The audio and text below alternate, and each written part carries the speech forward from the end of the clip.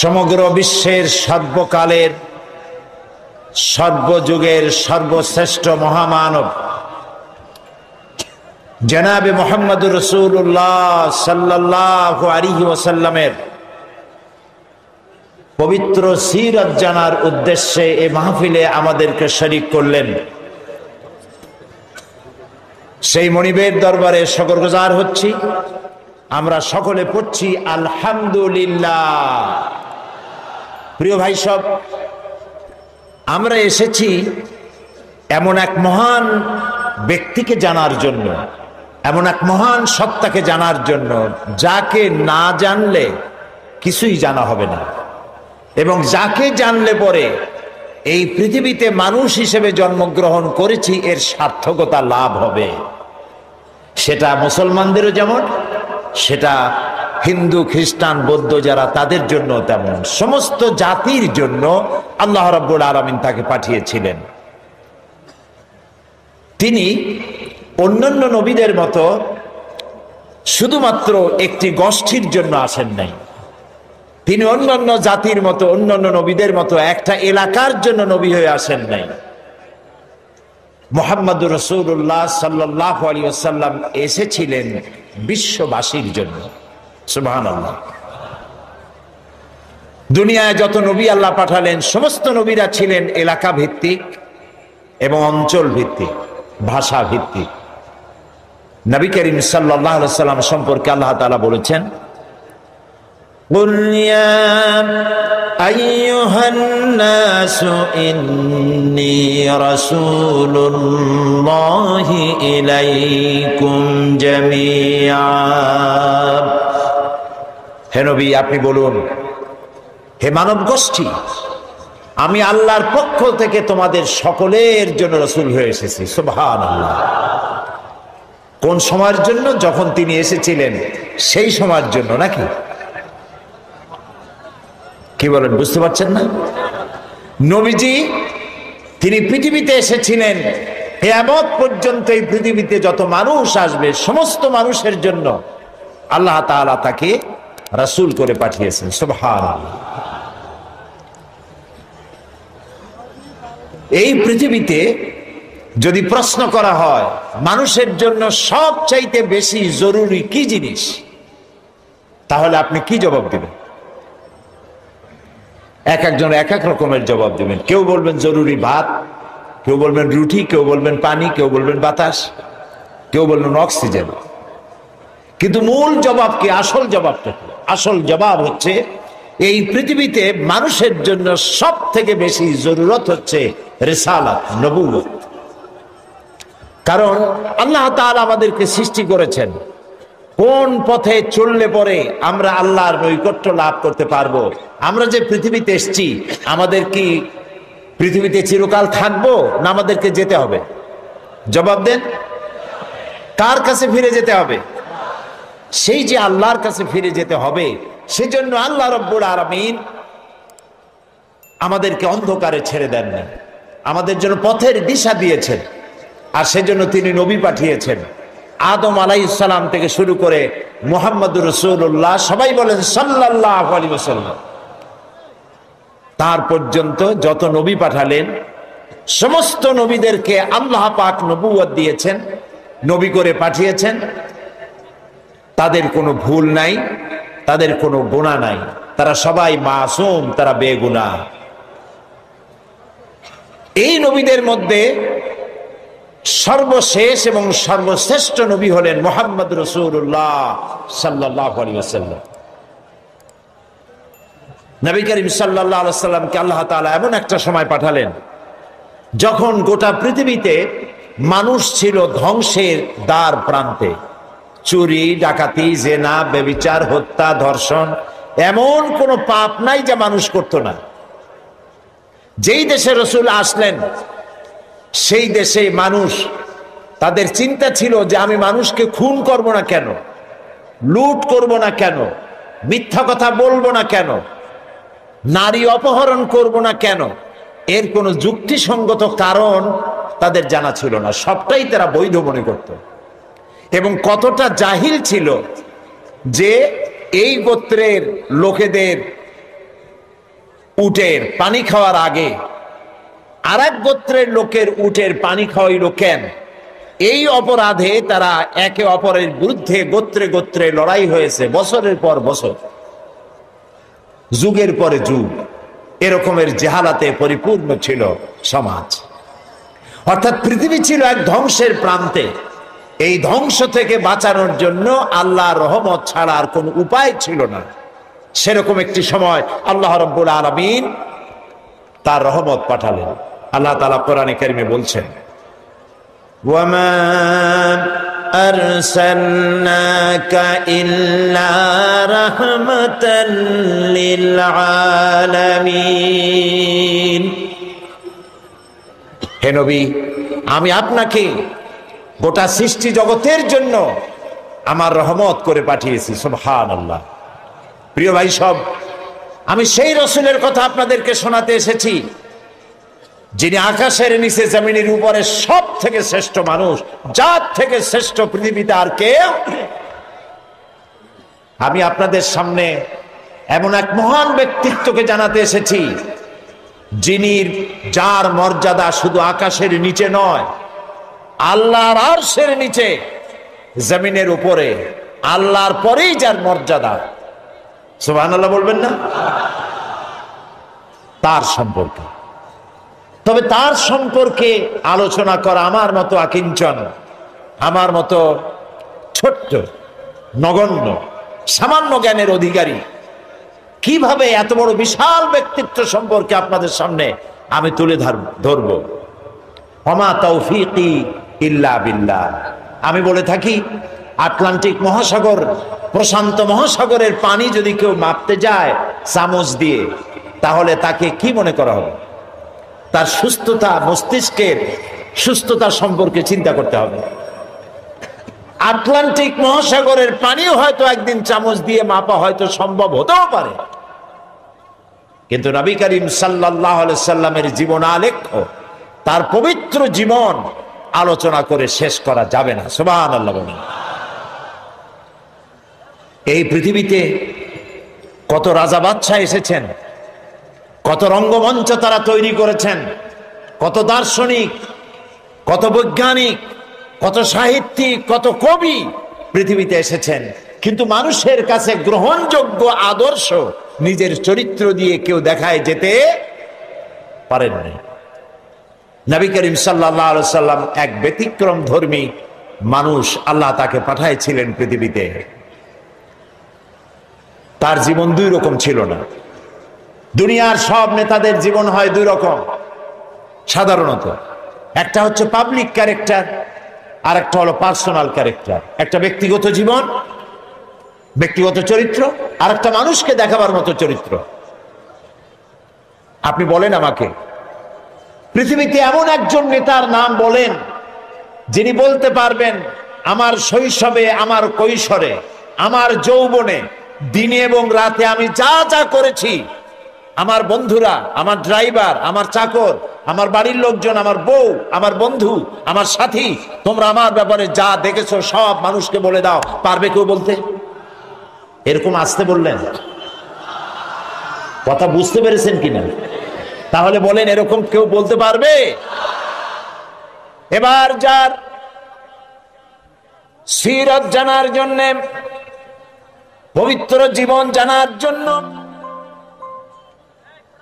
আরামকে হারাম করে মাঠের ভিতরে বিনা বিছানায় যারা বসেছেন, যার জীবনকে জানার জন্য, তার সম্পর্কে শোনাই।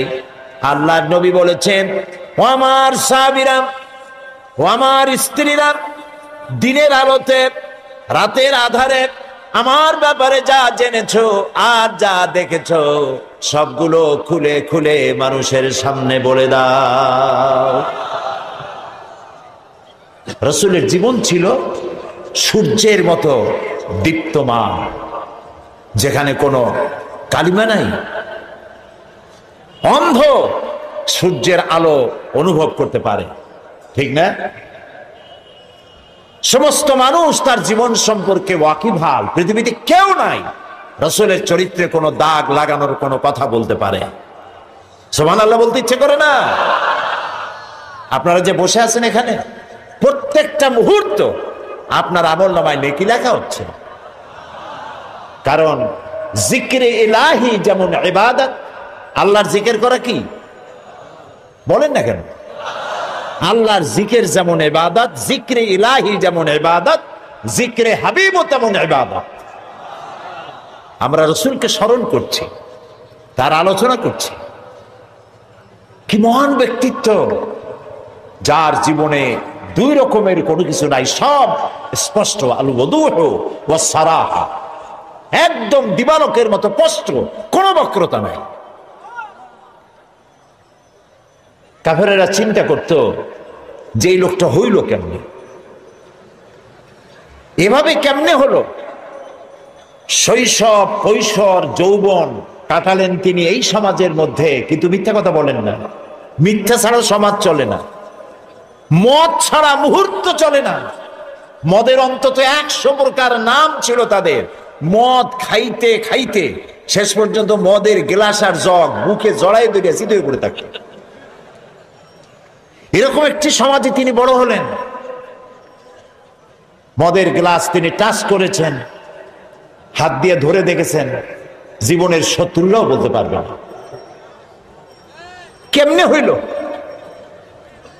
তিনি যখন কোরআন শরীফ পড়তেন, কাফেরেরা মনে করত যে লোকটা কোনোদিন কোনো কবির সাথে বসে নাই, ওঠে নাই, সাহিত্যিকদের সাথে আনাগোনা ছিল না। এই যে মিলায় মিলায় বলে, নিশ্চয়ই কবি হয়ে গেছে, তলে তলে কবি হয়ে গেছে। নবী করিম সাল্লাল্লাহু আলাইহি সাল্লাম সম্পর্কে যখন যে কথা এসেছে, জবাব রাসূলের দেওয়া লাগে নাই, জবাব দিয়েছেন কে? রাসূলকে এক পর্যায়ে মজনুন বলা হয়েছে। মানে কি? পাগল বলা হয়েছে। রাসূলকে পাগল বলা হয়েছে, রাসূল জবাব দেন নাই। কারণ রাসূলকে যদি পাগল বলা হয় তাতে রাসূলের তো অসুবিধা নাই। এ আঘাত লাগে আল্লাহর, আঘাত লাগে আল্লাহ তাআলার অস্তিত্বের উপরে। আল্লাহ রাব্বুল আলামিন সঙ্গে সঙ্গে জবাব দিয়ে দিলেন। আল্লাহ রাব্বুল আলামিন বলেন, ওয়ামা সাহিবুকুম বিমাজনুন, তোমাদের সাথী পাগল নন। মুহাম্মদ সাল্লাল্লাহু আলাইহি ওয়াসাল্লাম পাগল নন তা বললেন না, বললেন তোমাদের সাথী পাগল না। তোমরাই তো সাথে ছিলা, একসঙ্গে খেলাধুলা করেছো, ওঠা বসা করেছো। তার জীবন যৌবন চোখের সামনে, পাগলামির কি দেখলে তার মধ্যে? নবী করিম সাল্লাল্লাহু আলাইহি ওয়াসাল্লাম কে যখন কবি বলা হলো, আল্লাহ তাআলা প্রতিবাদ করলেন। আল্লাহ তাআলা বললেন, ওয়ামা আল্লামনাহু আশ-শি'রা ওয়ামা ইয়ানবাগী লাহু। আল্লাহ তাআলা বলেন, আমার নবীকে আমি কবিতা শিখাই নাই, আর কবিত্ব আমার নবীর জন্য শোভনীয় নয়। আমার নবীরে আমি কবিতা শিখাই নাই, আর কবিতা আমার নবীর জন্য শোভনীয় নয়। এটা কি কথা? কবিতা নবীর জন্য শোভনীয় নয়। কারণ হলো কবিরা অনেক সুন্দর সুন্দর কবিতা লিখতে পারেন, মানুষের মধ্যে উত্তেজনা, টেনশন, রোমান্স পয়দা করতে পারেন, কিন্তু কোনো সিদ্ধান্ত দিতে পারেন না। কবিরা পৃথিবীতে মানুষকে এমন কোন আদর্শ কবিত্বের মাধ্যমে শিক্ষা দিতে পেরেছেন, হোমার থেকে শুরু করে আজ পর্যন্ত এরকম কবি দেখা যায়নি। এবং কবিরা এমন এমন কথা বলেন যা বাস্তবতার সাথে মিল নাই। কবিরা আবেগ উচ্ছ্বসিত হন, কল্পনার ঘোড়ার পৃষ্ঠের উপরে বসে তেপান্তরের মাঠ দিয়ে নিরুদ্দেশ্যের উদ্দেশ্যে দৌড়াতে থাকেন। বাস্তবতার সাথে মিল থাকে না।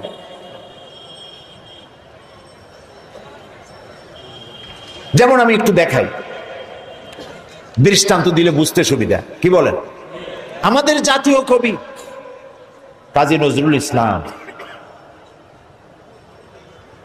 আমি তার জন্য দোয়া করি, সব সময় মনে আসলেই দোয়া করি। আল্লাহ তাআলা তার দোয়াটা কেমনে কবুল করলেন দেখলেন? তিনি বলেছিলেন, মসজিদেরই পাশে আমার কবর দিও ভাই, যেন সকাল সন্ধে মুয়াজ্জিনের আজান শুনতে পাই। দোয়া কবুল হয়েছে? তাও কথা কয় না লোকেরা। ওইখানে বিশ্ববিদ্যালয়ের মসজিদের পাশে তার কবর হয়েছে, সকাল সন্ধ্যা আজান শুনতেছে। ওইখানে আর এক শয়তানের কবরও দিতে চাইছিল। দেখেন, কাজী নজরুল ইসলাম, আমার মন বলে এমন সময় তিনি কলম ধরেছিলেন যখন মুসলমানদের পক্ষে কলম ধরার লোক ছিল না। শুধুমাত্র আল্লাহর নবীর নামে, নবীর শানে যেসব নাত রচনা করেছেন, যেসব গজল কবিতা রচনা করেছেন, আল্লাহ ইচ্ছে করলে এর বদৌলতে তাকে জান্নাত দিয়ে দিবেন। আল্লাহ যেন দয়া করে নজরুলকে জান্নাত দান করেন, আমরা বলি আমিন। নজরুল ইসলামের কথা আনলাম কেন? ওই যে কবিতা, যারা কবি হন আবেগে উচ্ছ্বাসিত হয়ে এমন সব কথা বলেন যার সাথে বাস্তবতার মিল নেই। যেমন তিনি এক জায়গায় লিখেছেন, মোর প্রিয়া হবে এসো রানী, দেব খোবায় তারার ফুল। এখন সত্যিই যদি ওনার, যার প্রতি লক্ষ্য করে নিয়ে কবিতা লিখেছেন, যদি সত্যি ওই মহিলাকে তিনি প্রিয়তমা হিসাবে পেতেন, তো আকাশের তারাগুলি খোপায় দিয়ে দিতে পারতেন। তারপরে তিনি লিখেছেন, জ্যোৎস্না রং আর রং ধরুন রং মিলাইয়া আলতা বানাইয়া তোমার পায়ে পরাই দিতাম। এটা কি উনি পারতেন? পারতেন না। কবিরা সাধারণত আবেগ প্রবণ হন, আবেগে কথা বলেন যার বাস্তবতার সাথে মিল নাই। কবি হাফিজ নিশ্চয়ই নাম শুনেছেন, পারস্য কবি। তিনি তার প্রিয়তমা সম্পর্কে লিখেছেন। ফার্সি কবিতাটা আমার এখন মনে আসতেছে না। কবিতার অর্থ হচ্ছে যে আমার প্রিয়তমার লাল গালের উপরে যে কালো তিলটি আছে, একটি লাভ স্পট, এই প্রিয়তমার লাল গালের কালো তিলটি যদি আমি লাভ করতে পারি, আমি পাই, তাহলে সামারকান্দ এবং বুখারা আমি আমার প্রিয়তমার জন্য উৎসর্গ করে দিতে পারি। সামারকান্দ এবং বুখারার বাদশা ছিলেন তৈমুর লং। তৈমুর লং এই কবিতা শুনিয়া পুলিশ পাঠাতেছে, ব্যাটার ধরে নিয়ে বলল, হাফিজ তুমি তোমার প্রিয়তমার লাল গালের কালো তিলের জন্য গলায় দড়ি দিয়ে মরো, কিন্তু আমার রাষ্ট্র বিলিয়ে দেওয়ার অধিকার তোমার কে দিল? হাফিজ দেখলো যে সর্বনাশ, আমার তো জীবনই শেষ হয়ে যাবে। কবি মানুষ তো সাথে সাথে কবিতা পাল্টায় ফেললো, বললো, জাহাপানা আপনি তো ভুল শুনছেন, আমার কবিতার শেষের লাইন আপনি কি শুনেছেন?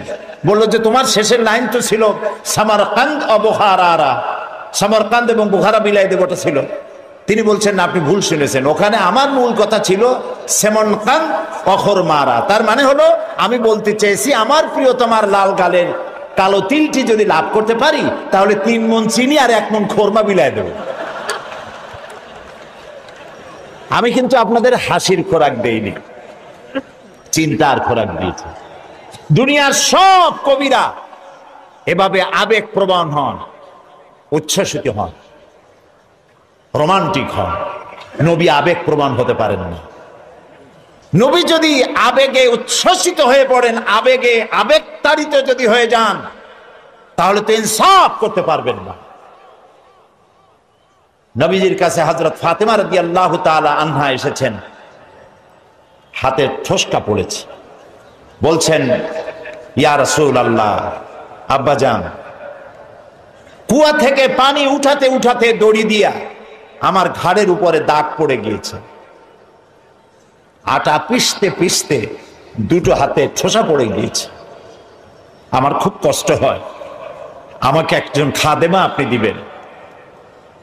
রাসূলুল্লাহ বলছেন, ফাতেমা, আমি মদিনার এখনো অমুক অমুক গোত্রের খাবার পৌঁছাইতে পারিনি, অমুক অমুক গোত্রের দাবি দেওয়া এখনো মিটাইতে পারিনি, আমি তো তোমাকে খাদেমা দিতে পারবো না।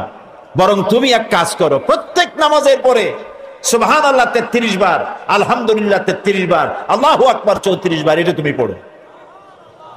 রাসূল যদি মেয়ের কলিজার টুকরা মেয়ে হযরত ফাতেমাকে না দেখে তিনি থাকতে পারতেন না। একবার রাসূলুল্লাহ বসা মসজিদে নববীতে মুখ মলিন, সাহাবীরা ভয়তে কথা বলতে সাহস পাচ্ছে না। কিছুক্ষণ পর নবীজি উঠে চলে গেলেন হযরত ফাতেমার ঘরে। কিছু সময় পরে বেরিয়ে এলেন হাসি খুশি চেহারা। সাহাবায়ে কেরাম জিজ্ঞেস করলেন, হে রাসূল, এখন তো আমাদের জান ফিরে আসছে, আমরা তো হতাশ হয়ে গেছিলাম, আপনার মুখ মলিন দেখে ভয় তো অস্থির হয়ে গেছে। কি কারণে মুখ কালো ছিল? কেন আপনি অশান্তি ভোগ করছিলেন, আর কিভাবে আপনার শান্তি ফিরে এলো? নবীজি বললেন, সাহাবীরা, ওদের মধ্যে একটু মনোমালিন্য হয়েছিল, আমি কষ্ট পাচ্ছিলাম। ওদের মধ্যে, বুঝতে পারছেন, হযরত ফাতেমা, হযরত আলী, ওদের মধ্যে একটু মনোমালিন্য হয়েছিল, আমি কষ্ট পাচ্ছিলাম। আমি ভেতরে গিয়ে দুজনকে নসিহত করলাম, তাদের মধ্যে এখন আবার আগের মতো হাসি খুশি ফিরেছে, আমি খুশি হয়ে গেছি। ফাতেমা আমার কলিজার টুকরা, যে ফাতেমাকে ব্যথা দেয় সে মুহাম্মদ সাল্লাল্লাহু আলাইহি ওয়াসাল্লামকে ব্যথা দেয়। প্রিয় ভাই সব, যে মেয়েকে এত ভালোবাসেন তিনি, আবেগ প্রমাণ হলে তিনি তো দিতেই পারতেন, তিনি মদিনার বাদশাহ, প্রেসিডেন্ট। নবী আবেগ প্রমাণ হতে পারেন না, আবেগের বশীভূত হতে পারেন না। এই জন্য আল্লাহ তাআলা প্রতিবাদ করেছেন, ওয়ামা আল্লামনাহু শি'রা ওয়ামা ইয়ানবাগী লাহু, আমি আমার নবীকে কবিতা শেখাই নাই, আর কবিত্ব নবীর জন্য শোভনীয় নয়। নবীর পার্সোনালিটি ভিন্ন। একজন সাহাবী বলেছিলেন, হে রাসূল, রাসূলুল্লাহ বলছিলেন যে তুমি এই কাজটা করলে না কেন? সাহাবী জড়সড় হয়ে গেলেন ভয়তে, বললেন, ইয়া রাসূলুল্লাহ, আমি তো বুঝি নাই, আপনি যদি একটু চোখ দিয়ে আমাকে ইশারা করতেন তাও তো আমি কাজটা করে ফেলতাম। রাসূলুল্লাহ বললেন, চোখ দিয়া ঠারে ঠারে কথা বলা নবুয়তের শান নয়। সুবহানাল্লাহ, সুবহানাল্লাহ। দেখেন না, মানুষের চোখ মেরে কথা বলে, ঠারে ঠারে কথা বলে, নবুয়তের শান এটা না। নবীজি যখন কথা বলতেন কারোর সাথে, পুরা দেহ মোবারকটা ফিরায় দিতেন, ডান দিকে, বা দিকে, পিছনে। আমরা যেভাবে এরকম কাটপিট করে শুনি, এরকম করতেন না, যাতে যার সঙ্গে কথা বলছেন তিনি যেন কথা বুঝতে পারেন যে রাসূল পুরা মনোযোগী শুনছেন, আমাকে ইগনোর করছেন না। প্রিয় ভাই সব, এক মহাসমুদ্র। রাসূলুল্লাহ নামাজ পড়তেছিলেন, হযরত ওমর রাদিয়াল্লাহু তাআলা আনহু তখনও কাফির, চাইছিলেন রাসূলকে শায়েস্তা করবেন, মারবেন, লাঞ্ছিত করবেন। নামাজরত অবস্থায় দেখে তিনি চিন্তা করলেন, যাক নামাজ পড়তেছে, এখন কিছু কবর না, নামাজটা শেষ হোক, তারপরে আচ্ছা করে। হযরত ওমর বলেন, আমি নবীজের পিছনে দাঁড়িয়ে অপেক্ষা করতেছিলাম নামাজ কখন শেষ হবে, আর তিনি নামাজের ভিতরে তেলাওয়াত করতেছিলেন। তেলাওয়াত যখন শুনলাম, আমার কাছে মনে হলো এই কথাগুলি মানুষের বানানো নয়, নিশ্চয়ই কোন জিন রাসূলুল্লাহকে শিখায়া দেয়।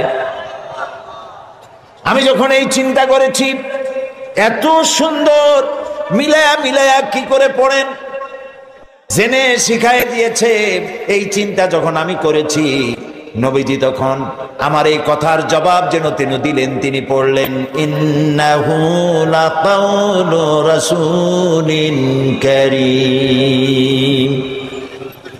না, এটা কোনো জিন বা অন্য কারো কথা নয়, এটি হচ্ছে মহান বার্তাবাহকের বর্ণনা। হযরত ওমর বলছেন, জিনের কথা না হলে কবির কথা তো বটেই। এত সুন্দর মিলানো, দেখছেন না কোরআন শরীফে কি মিল, লক্ষ্য করছেন? করেন নেই বোধ হয়, করার জন্য অনুরোধ করি। কোরআন তাড়াতাড়ি পড়বেন, মনে হবে আপনি প্রবন্ধ পড়ছেন। থেমে থেমে পড়বেন, মনে হবে যেন কবিতা পড়তেছেন। প্রত্যেক আয়াতে আয়াতে মিল, সুবহানাল্লাহ। হযরত ওমর বলছেন, ভাবলাম মুহাম্মদ সাল্লাল্লাহু আলাইহি ওয়াসাল্লাম কবি হয়ে গেছে। হযরত ওমর বলেন, যেই না চিন্তা করলাম মনে মনে মুহাম্মদ সাল্লাল্লাহু আলাইহি ওয়াসাল্লাম কবি হয়ে গেছেন, অমনি তিনি আমার এই কথার জবাব যেন তিনি দিলেন। তিনি পড়লেন, ওয়ামা হুয়া বিকাউলি শাইরিন কালিলাম মা তুমিনুন। না না, এটা কোনো কবির কথা নয়। হযরত ওমর বলে, সর্বনাশ, তাহলে তো শুধু কবি না, গণকও। আমার মনের কথা বুঝলো কেমনে? তো জাদুকর হয়ে গেছে, গণক হয়ে গেছে। হযরত ওমর বলেন, যখন আমি মনে মনে চিন্তা করলাম গণক হয়ে গেছেন, অমনি নবীজি আমার সে কথারও জবাব দিয়ে দিলেন। তিনি পড়লেন, ওয়ালা বিকাউলি কাহিনিন কালিলাম মা তাযাক্কারুন। না না, এটা কোনো গণকের কথা নয়, তোমরা খুব কমই উপদেশ গ্রহণ করে থাকো। হযরত ওমর বলেন, আমার মনে হচ্ছিল আমার পায়ের তলা থেকে মাটি সরে যাচ্ছে। কি আশ্চর্য কথা! যা বলি মনে মনে তারই জবাব আসে। নামাজের মধ্যে কি করে বোঝেন তিনি? হযরত ওমর বলেন, প্রত্যেকটি কথার জবাব, মনের প্রশ্নের জবাবগুলি যখন আসতেছিল, তখন আমার চোখের সামনে বিরাট একটা জিজ্ঞাসাবোধক চিহ্ন ঘুরতেছিল। এটা জেনের কথা নয়, কবির কথা নয়, গণকের কথা নয়, তবে এটা কি?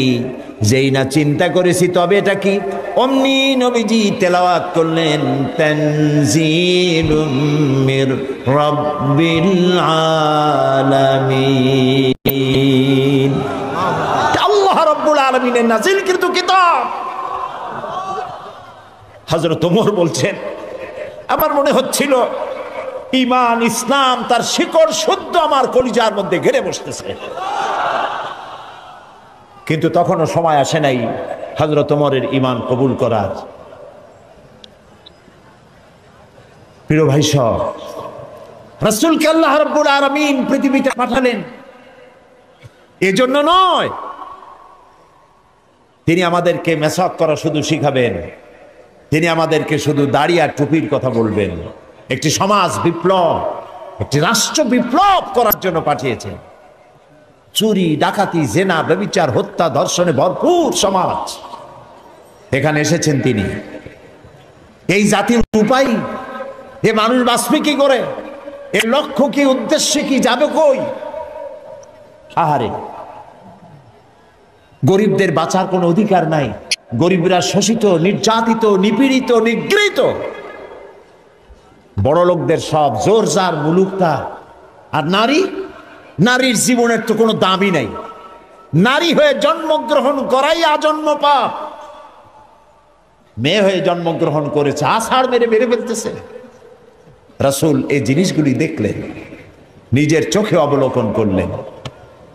একটা ব্যতিক্রমী স্বভাব দিয়ে তিনি তৈরি হচ্ছেন। লোকেরা লক্ষ্য করলো, এক পর্যায়ে মক্কার লোকেরা রাসূলের নাম ভুলে গেল। নাম ছিল কি? নাম কি? মুহাম্মদ। বলেন নাম কি? সবাই বলেন সাল্লাল্লাহু আলাইহি ওয়াসাল্লাম। মনে থাকে যেন রাসূলের নাম যখন শুনবেন, যখন পড়বেন, কি বলবেন? ভুলে যাবেন না। লোকেরা নাম ভুলে যেতে বসলো কেন? তিনি পরিচিত হলেন আল আমিন বলে। লোকেরা বলা শুরু করলো, এই ঘটনার জন্য যাও আল আমিনকে বলো, চলো আল আমিনের কাছে যাই। ওই যে আল আমিন আসতেছে। বিশ্বাসী হিসাবে পরিগণিত হলেন সকলের কাছে, বিশ্বাসী, এবং নাম আরো হলো সাদেক, সত্যবাদী। নবীজি যখন মক্কা থেকে হিজরত করে মদিনায় যান, যাওয়ার সময় হযরত আলীকে বলেছিলেন, আলী, আল্লাহ তাআলা অর্ডার করেছেন আমাকে মদিনায় যাওয়ার জন্য হিজরত করে, তুমি আমার বিছানায় শুয়ে থাকো, আর একটা কাগজ কলম নাও, একটা লিস্ট তৈরি করো। হযরত আলী বলেন, আমি লিস্ট দিলাম আমানতে। সেই আমানত যারা রাখছে অধিকাংশ কাফেরের আমানত রাখছে। কার কাছে? মুহাম্মদ সাল্লাল্লাহু আলাইহি ওয়াসাল্লামের কাছে আমানত রেখেছে। কেন? কাফেরেরাও বুঝতো যেসব নেতার পিছনে ঘুরি এগুলো শয়তানের চাইতেও খারাপ। মুহাম্মদ সাল্লাল্লাহু আলাইহি ওয়াসাল্লামের সাথে বিরোধিতা করি নেতাদের জ্বালায় পড়িয়া। আসলে তার মতো ভালো মানুষ আকাশের নিচে জমিনের উপরে আর নাই। কাফেরেরাও বুঝতো।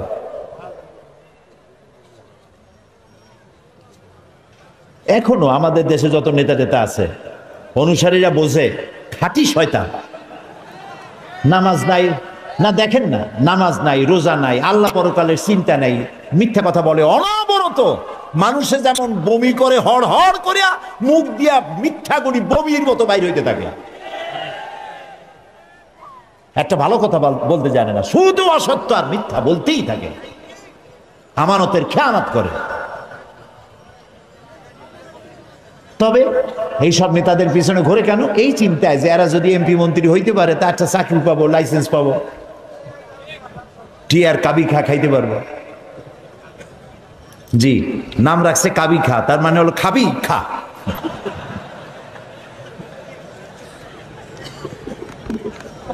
নবী করিম সাল্লাল্লাহু আলাইহি ওয়াসাল্লাম, আপনার আমার জীবন, আমাদের মা বাপের জীবন উৎসর্গ হোক রাসূলের কদম মোবারকের উপরে। সারাটা দুনিয়া ঋণী তার কাছে, তার স্বভাব চরিত্রের কাছে। মুহাম্মদ রাসূলুল্লাহ সাল্লাল্লাহু আলাইহি ওয়াসাল্লাম এই সমাজে বড় হলেন, বেড়ে উঠলেন, লক্ষ্য করলেন এদের বাঁচাবো কেমনে, উপায় কি? তিনি গারে হেরায় চলে গেলেন। ওটার নাম জাবালে নূর। আমরা গারে হেরা বলি, কিন্তু মক্কা শরীফে যে গারে হেরা কইলে কেউ চিনবে না, চিনবে না। জাবালে নূর, ওই জাবালে নূরে উঠলেন, অনেক উঁচা। আল্লাহ দয়া করে আমাকে একবার ওঠার তৌফিক দিয়েছিলেন, একবার উঠছি। তাতেই তখন তো আমার শরীর টরীর অনেক ভালো ছিল, ভালো মানে মোটা ছিলাম বেশি। উঠতে গিয়ে 3 বোতল পেপসি খাওয়া লাগছে, আর 2-3 দিন উরুতে ব্যথা ছিল। তাহলে চিন্তা করেন কত উঁচা। সেই পাহাড়ের অনেক উঁচায় একটা ছোট্ট জায়গা, একটা রাস্তা আছে একটুখানি, এই সোজাভাবে ঢোকা যায় না, কাত হয়ে কইয়া কাইতেছেন আমাদের দেশে বলে, ওই কইয়া কাইত হয়ে ঢোকা যায়। এবং ওখানে একটা জায়গা আছে যেখানে 2 জন একসাথে নামাজ পড়তে পারে, এরকম একটা গুহা। সেখানে নবী করিম সাল্লাল্লাহু আলাইহি ওয়াসাল্লাম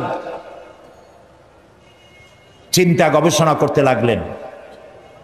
যেদিন বয়স 40 বছর পূর্ণ হয়ে গেল, আল্লাহ রাব্বুল আলামিন তাকে নবুয়তের মর্যাদা দিয়ে দিলেন। এই নবুয়তের মর্যাদা নিয়ে তিনি নেমে আসতেছেন। ভয় পেলেন। জিবরাইলকে তো জীবনে দেখেন নাই, হযরত জিবরাইলকে দেখেছেন। জিবরাইল বলেছেন ইকরা, পড়ো। তিনি বলছেন যে আমি পড়তে জানি না। আবারও বললেন ইকরা, পড়ো, বলছেন জানি না পড়তে। তৃতীয়বার তিনি বুকের সাথে জড়িয়ে ধরলেন, এমন ভাবে জড়িয়ে ধরলেন নবী করিম সাল্লাল্লাহু আলাইহি ওয়াসাল্লাম ব্যথা পেলেন এবং তিনি পড়তে পারলেন। নেমে এসে স্ত্রী হযরত খাদিজাতুল কুবরা রাদিয়াল্লাহু তাআলা আনহাকে বললেন আমাকে ঢেকে দাও। তাড়াতাড়ি করে চাদর এনে তিনি ঢেকে দিলেন। নবী করিম সাল্লাল্লাহু আলাইহি ওয়াসাল্লামের চোখের মধ্যে বীর ছাপ।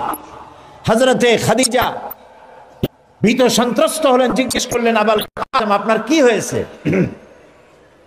তিনি ঘটনা শোনালেন। হযরত খাদিজা কি বলতেছেন শোনেন। হযরত খাদিজা বলছেন ইয়া আবাল কাসেম, হে কাসেমের পিতা, আপনার ঘাবড়াবার কোনো কারণ নাই। কোন দুষ্ট জিন, কোন দুষ্ট শয়তান আপনাকে অনিষ্ট করতে পারে না, কারণ আপনি সত্যবাদী। আপনাকে কোন দুষ্ট জিন, কোন শয়তান আপনাকে অনিষ্ট করতে পারে না, কারণ আপনি আত্মীয়তার হক আদায় করেন, আপনি এতিমকে মিসকিনকে খেতে দেন, আপনি বিধবাকে আশ্রয় দেন, আপনার ক্ষতি কেউ করতে পারে না। হযরত খাদিজা দৌড় মারলেন এবং নিজের চাচাতো ভাই হযরত ওয়ারাকা বিন নওফল, তিনি ছিলেন তাওরাতের জবরদস্ত আলেম,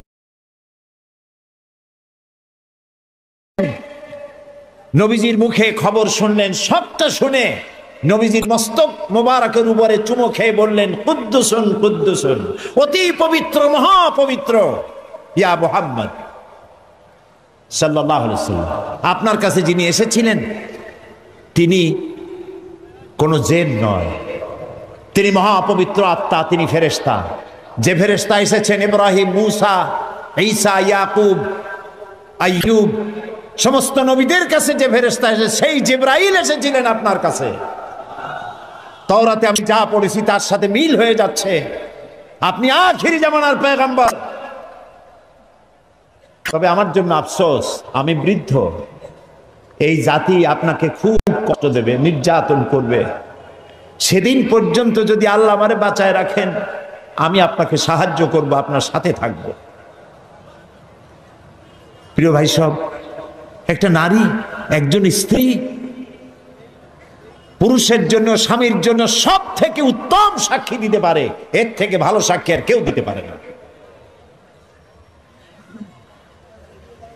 আল্লাহর নবী যখন তার স্ত্রী হযরত খাদিজা রাদিয়াল্লাহু তাআলা আনহাকে যখন দাওয়াত দিয়েছেন, আল্লাহ রাব্বুল আলামিন যখন দাওয়াতের জন্য বলে দিলেন নিকটবর্তী আত্মীয়দেরকে দাওয়াত দাও, সর্বপ্রথম নবীজি গিয়ে হযরত খাদিজাকে দাওয়াত দিলেন, বললেন আল্লাহ ছাড়া কোনো ইলাহ নাই, মাবুদ নাই, তার উপর ঈমান আনো, আর আমি মুহাম্মদ রাসূলুল্লাহ সাল্লাল্লাহু আলাইহি ওয়াসাল্লাম আখিরি জামানার পয়গম্বর, আমার উপর ঈমান আনো। স্ত্রীর জন্য স্বাভাবিক ছিল। স্ত্রী তো কমসে কম স্বামীরে চেনে, কি বলেন আপনারা? চেনে না? সব মানুষকে আপনি ধোঁকা দিতে পারবেন, সব মানুষকে আপনি চোখে ধুলা দিতে পারবেন, কিন্তু স্ত্রীকে ভাঙিয়ে দিতে পারবেন না। ঠিক কিনা বলবেন?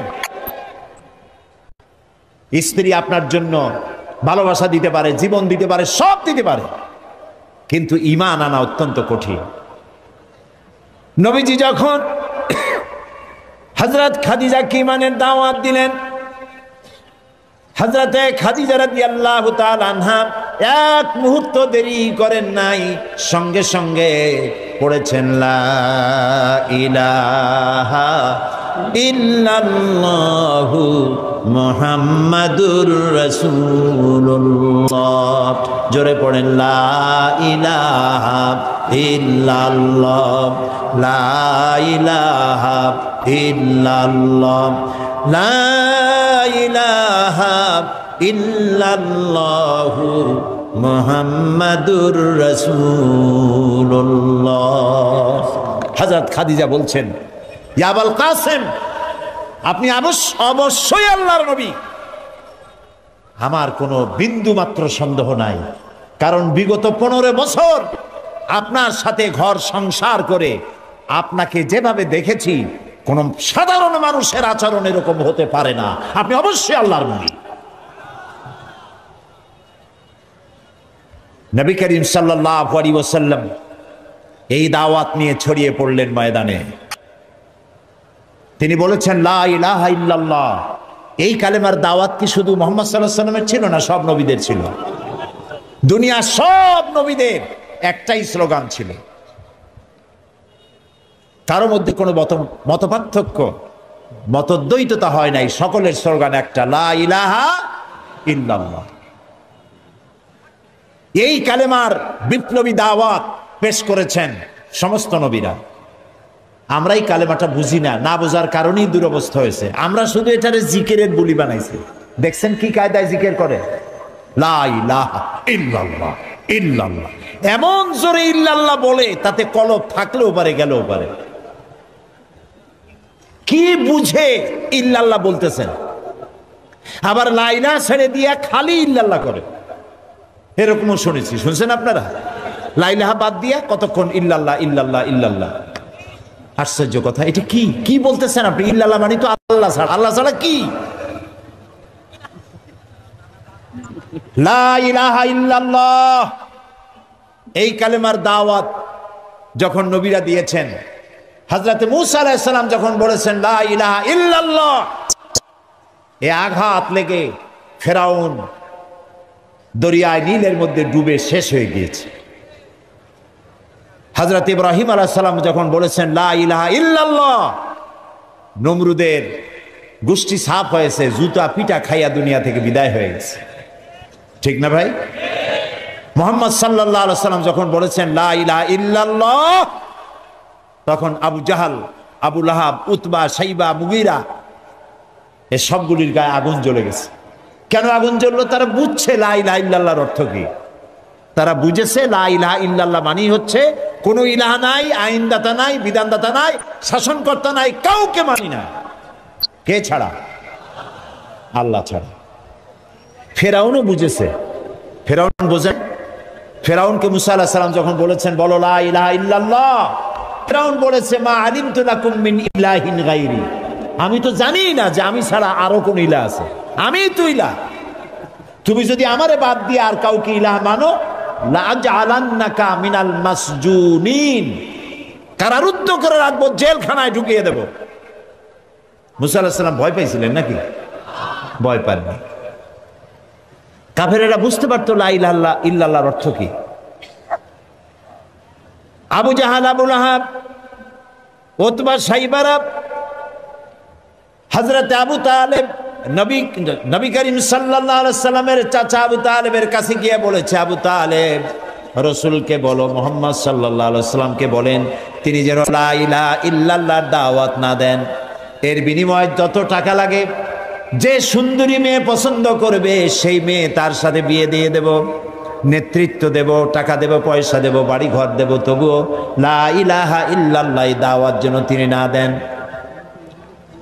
নবীজির কাছে যখন প্রস্তাব গেল, আল্লাহর নবী বললেন চাচাজি আবু তালিব, প্রস্তাব যেটা এসেছে ওই প্রস্তাবকরা যা দিতে পারবে সেটা তো স্বাভাবিক কথা, যেটা দিতে পারবে না তাও যদি ওরা আমার হাতে দিতে পারে, যেমন আকাশের সূর্যটা ধরে এনে যদি ওরা আমার ডান হাতে তুলে দেয়, আকাশের পূর্ণিমার চাঁদ যদি ধরে এনে আমার বাম হাতে তুলে দেয়, এরও বিনিময়ে আমি আল্লাহ নবী মুহাম্মদুর রাসূলুল্লাহ এক মুহূর্তের জন্য তাওহীদের দাওয়াত বন্ধ করে দেব না। নবীজি পৃথিবীতে আল্লাহর দ্বীনের দাওয়াত দেওয়ার জন্য, দ্বীন প্রতিষ্ঠার জন্য এসেছিলেন, এজন্য আসেন নাই আবু জাহাল, আবু লাহাব বা সাইবারা নেতৃত্ব দিবে আর মুহাম্মদ সাল্লাল্লাহু আলাইহি ওয়াসাল্লাম তার অধীনে চাকরি করবেন, মসজিদে বসে আল্লাহ আল্লাহ করবেন। মূসা আলাইহিস সালামকে এজন্য পাঠানো হয়নি যে তিনি ফেরাউন রাজত্ব করবে আর তিনি তার অধীনে থেকে আল্লাহ বিল্লাহ করবেন, এজন্য পাঠানো হয়েছে। মূল উদ্দেশ্য কি? আল্লাহ রাব্বুল আলামিন বলেন হুয়াল্লাযী أرسل رسوله بالهدى ودين الحق ليظهره على الدين كله وكفى بالله شهيدا। আল্লাহ তাআলা তিনি রাসূলকে প্রেরণ করেছেন দ্বীনে হক আর সত্যের বিধান সহকারে, যাতে করে পৃথিবীর সব মতবাদের উপরে ইসলামকে তিনি বিজয়ী করে দিতে পারেন। নবী করিম সাল্লাল্লাহু আলাইহি সাল্লাম মক্কি জীবনে এই কাজটি তিনি চালু করলেন।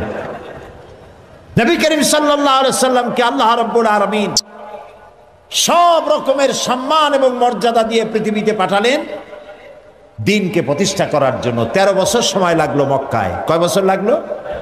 13 বছর। এই 13 বছর দ্বীনের দাওয়াত দিতে থাকলেন মানুষের দুয়ারে দুয়ারে গিয়ে, গোপনে, রাত্রে, দিনে। আল্লাহর মেহেরবানি লোক তৈরি হয়ে গেল। আবু বকর, ওমর, ওসমান, আলী, খাব্বাব, খুবাইব রিদওয়ানুল্লাহ তাআলা আলাইহিম আজমাইন, এই সব লোক তৈরি হয়ে গেল। কেমন লোক তৈরি হলো?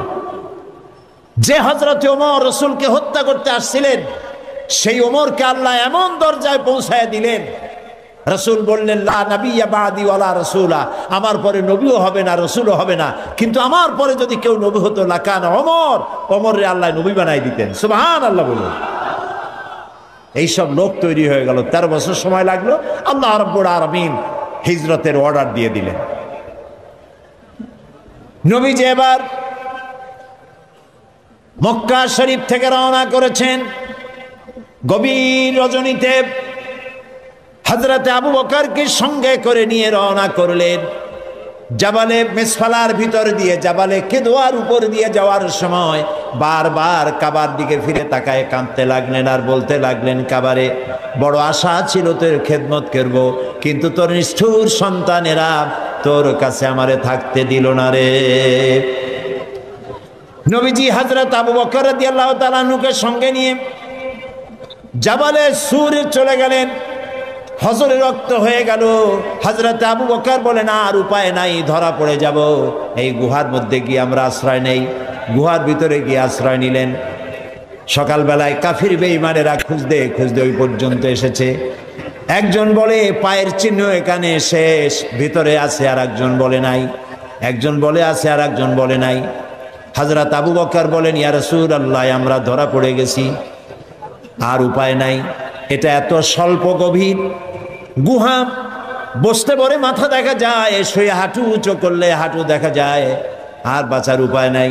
আল্লাহ রাব্বুল আলামিনের হাবিব তখন বললেন, কোরআনে কারীমের মধ্যে সূরা তাওবায় আল্লাহ শোনাই দিয়েছেন, ইদ ইয়াকুলু লিসাহিবিহি লা তাহজান ইন্নাল্লাহা মা'ানা। হে আমার বন্ধু, হে আমার সাথী, ভয় পেও না, আমরা দুইজন নই, আমাদের সাথে আর এক সত্তা আছে। তার নাম কি? সবাই বলেন। আল্লাহ রাব্বুল আলামিন তার হাবিবকে বাঁচালেন না ধরাই দিলেন? বাঁচাইছেন কিনা? দিনের বেলায় ঘুমায় থাকতেন, রাতের বেলায় চলতেন। 13 দিন সময় লাগলো। মক্কা শরীফ থেকে লোকেরা, কাফেরেরা রাসূলকে ধরার জন্য সুরাকাকে পাঠিয়ে দিল। সুরাকা চলল ধরার জন্য, অশ্ব পৃষ্ঠে সওয়ার হয়ে দৌড়াতে দৌড়াতে রাসূলের কাছে চলে গিয়েছে। হযরত আবু বকর বলছেন, ইয়া রাসূলুল্লাহ, আবার ধরা পড়ে গেলাম, এই লোক কেমনে ছাড়ি? আবার পিছনে দৌড়ানো আরম্ভ করেছে। আবার কিছু দূর গিয়ে দুটি পা, ঘোড়ার পা সামনের দিকে টেনে যেতে লাগলো। এবার বলল, আমি ক্ষমা চাই। রাসূল বললেন, মাফ করলাম, ফিরে যা। আবার যখন ঘোড়ার পা উঠে আসলো, সুরাকা তখন চিন্তা করলো, 100 লাল উট কেমনে ছাড়িয়ে যায়। আবার পিছনে আরম্ভ করছে দৌড়। এবার যখন কাছাকাছি এসেছে, সুরাকার ঘোড়ার 4টা পাই মাটির তলায় নামা শুরু হয়ে গেছে। সুরাকা বলছে, আমি মাপ চাই, আমাকে ক্ষমা করে দিন। রাসূলুল্লাহ ফিরে তাকালেন, বললেন, সুরাকা, এখনো তোমার বিশ্বাস হয় না যে আমি আল্লাহর নবী? সুরাকা বলছেন, হ্যাঁ। নবীজি তাকে ক্ষমা করলেন। ঘোড়া শুদ্ধ উপরে উঠে আসলো। সুরাকা চিন্তা করলো, একেবারে খালি হাতে ফিরবো? দেখেন কি কত বড় খারাপ মানুষ। সুরাকা বলছে, মুহাম্মদ সাল্লাল্লাহু আলাইহি সাল্লাম, আচ্ছা আমি যেই ধরলাম না, আমি ফিরে যাব এখন, কিন্তু আমি যে আপনাকে ধরলাম না, সেই জন্য আপনি আমার কিছু দেবেন না? মানুষ কত খারাপ হতে পারে চিন্তা করে। নবীজি রাগ করলেন না। নবীজি বললেন, হ্যাঁ দেব। কি দেবেন? নবীজি বললেন, তোমাকে আমি পারস্য সম্রাটের মুকুট তোমার মাথায় পরিয়ে দেওয়া হবে। সুরাকা মুখটা মলিন হয়ে গেল। কিভাবে সম্ভব? কইল কি? এটা কি সম্ভব কথা? যিনি রাতের আধারে একজন লোক নিয়ে কোন রকম করে আত্মগোপন করে চলে যাচ্ছেন, নিজের জন্মভূমি ছেড়ে পারস্য সম্রাটের মাথার মুকুট এনে আমারে দেবে, এটা একটা কথা হইল? কিছু দেবেন না তাই কর। মন খারাপ করে সে চলে গেল। নবী করিম সাল্লাল্লাহু আলাইহি সাল্লামের ইন্তেকালের পর হযরত আবু বকর ক্ষমতা এলেন, তারপরে হযরত ওমর ক্ষমতা এলেন। হযরত ওমরের জামানায় পারস্য বিজয় হলো, আর গনিমতের মালের সাথে পারস্য সম্রাটের মুকুটও এসে সামনে হাজির হয়ে গেল। হযরত ওমর লক্ষ্য করে দেখলেন গনিমতের মালের মধ্যে হীরা মণিমুক্তা খচিত চকচক করছে, পারস্য সম্রাটের মাথার মুকুট। হযরত ওমর বললেন, কেউ চলে যাও তো, সুরাকাকে ডেকে নিয়ে আসো। সুরাকা তখন বুড়ো হয়ে গেছে, দাড়ি চুল পেকে বৃদ্ধ হয়ে গেছে। সুরাকাকে কাছে ডেকে হযরত ওমর নিজ হাতে পারস্য সম্রাটের মুকুটটা সুরাকার মাথায় পরিয়ে দিলেন। বললেন, সুরাকা, আল্লাহর নবীর ওয়াদা কখনো মিথ্যা হয় না। নবীজি মক্কা থেকে মদিনায় পৌঁছে গেলেন। প্রতিমধ্যে খুব ক্ষুধার্ত হয়েছিলেন। প্রতিমধ্যে কখনো খেতে পারতেন, কখনো খেতে পারতেন না। মদিনার কাছাকাছি, বুখারীতে এই বিবরণ এসেছে, কাছাকাছি হয় যখন হলেন, তখন উম্মে মা'বাদ, মা'বাদের মা বাড়িতে ছিলেন একটা ঘরে। আবু মা'বাদ কাজের জন্য চলে গেছে। কতগুলি ছাগল ছিল তাদের। এই মরুভূমিতে কোনো খাবার নাই, ঘাস নাই, ছাগল সব, বাচ্চা নাই, দুধ নাই, সব শুকায় গেছে। নবী করিম সাল্লাল্লাহু আলাইহি ওয়াসাল্লাম ক্ষুধার্ত, হযরত আবু বকর ক্ষুধার্ত। বাড়ির মধ্যে গিয়ে ঢুকছেন, উম্মে মাবাদকে জিজ্ঞেস করলেন, মহিলাকে জিজ্ঞেস করলেন, তোমার ঘরে কি কোনো খাবার আছে? তিনি বললেন, পথিক, আমার ঘরে কোনো খাবার নাই। আচ্ছা, দুধ আছে? তিনি বললেন, না, দুধ পাবো কোথায়? কই যে ওই যে একটা ছাগল দেখা যায়, একটা বকরি দেখা যায়। তো বললো যে, আপনি দেখতে পাচ্ছেন না, এই বকরি কত কৃষ, একেবারে শুকায় গেছে, ওর তো বাচ্চা নাই, ও দুধ দেবে কেমনে? রাসূলুল্লাহ বললেন, তুমি বকরিটা আমার কাছে নিয়ে আসো। মহিলা বকরিটা কাছে নিয়ে এলেন। রাসূলুল্লাহ বকরির ওলানে, ওলান বলে না, ওলানে হাত দিলেন। উম্মে মাবাদ বললেন, আমি তাকিয়ে থাকলাম, বকরি তার দুটি ঠ্যাং ফাঁক করে দিল পেছনে, আর ওলান বড় হয়ে মাটিতে ঠেকে গেল। রাসূলুল্লাহ বললেন, একটা পাত্র নিয়ে আসো। একটি পাত্র আনা হলো, বড় এক পাত্র দুধে ভরে গেল। রাসূলুল্লাহ পাত্র থেকে ঢেলে দিলেন, তুমি খাও। নিজে খায়েন, হযরত আবু বকরকে খাওয়ালেন। পাত্র পরিপূর্ণ থাকলো। বলল, তোমার স্বামী এলে তাকে দিও। রাসূলুল্লাহ চলে গেলেন। আবু মাবাদ বাড়ি ফিরেছেন, মুখ শুকনা। হঠাৎ করে দুধের দিকে চোখ পড়লো। বলল, তুমি দুধ পাইলা কই? আবু মাবাদ বলছে, পুরুষ বলছে যে, আমি তো সারাদিন কষ্ট করেছি, কিছু খাই নাই, তুমি দুধ পেলে কোথায়? উম্মে মাবাদ বললেন, আমাদের বাড়িতে দুইজন মেহমান আসছিলেন এবং যা ঘটনা ঘটলো পুরা ঘটনা তিনি শোনালেন। আবু মাবাদ জিজ্ঞেস করেন, আচ্ছা বলো তো, লোকটি কেমন, দেখতে কেমন? উম্মে মাবাদ বলছে, আবু মাবাদ, আমি সেই পুরুষটির কথা কি বলবো, আমার জীবনে এত সুন্দর সুপুরুষ আমি জীবনে দেখি নাই। তার চক্ষু আনত, তিনি উপরের দিকে তাকায় কথা বলেন না, প্রয়োজনের বেশি একটি কথাও বলেন না। তার চলা, তার বসা, তার কথা, মুখের বাণী মণিমুক্তার মতো আমি সারা জীবনে এমন মানুষ দেখি নাই। আবু মাবাদ বৃদ্ধ মানুষ, সব শুনে বলল, খুব সম্ভব তাওরাতে যে শেষ নবীর কথা শুনেছি, নিঃসন্দেহে তিনিই হবেন, আমার ভাগ্য খুলে গিয়েছে।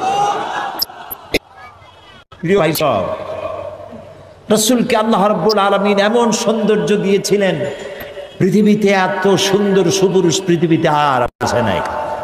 এই দুনিয়ার কোন শিল্পী তার তুলি দিয়ে, রং দিয়ে এত সুন্দর ছবি আঁকাইতে পারবে না পৃথিবীর কোন মানুষ। কারণ এই ছবি এঁকেছিলেন যিনি, তিনি শিল্পীর শিল্পী। তিনি কে?